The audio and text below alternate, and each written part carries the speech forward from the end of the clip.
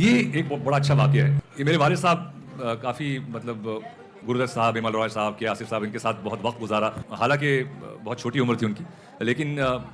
वक़्त गुज़ारने से बहुत कुछ सीखा उन्होंने। और ये जो आप कह रही हैं, जब मुग़ल आज़म के सेट पे थे वो, जब ये कुछ एक ऐसी बात हुई, जब ये मुक़म बरंजिश बा अदब बा मुलाहिज़ा होशियार,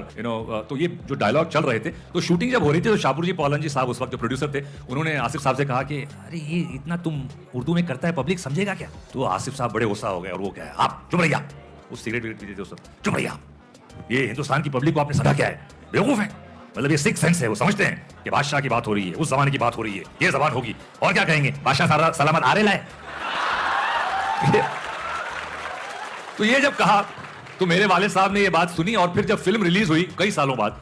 तो मेरे वालिद साहब थिएटर में थे उस वक्त, और थिएटर में आगे की सीट पे दो बंबई के रह रहे थे, कुछ गुजराती मराठी थे, और वो बैठे थे सामने। और जब वही डायलॉग आया कि बड़ा सा लंबा सा वो था कि तो सब तालियां बजा, उन्होंने भी ताली बजा, अरे क्या बोला, क्या बोले रहा है बाप, मगर बोला क्या यार। तो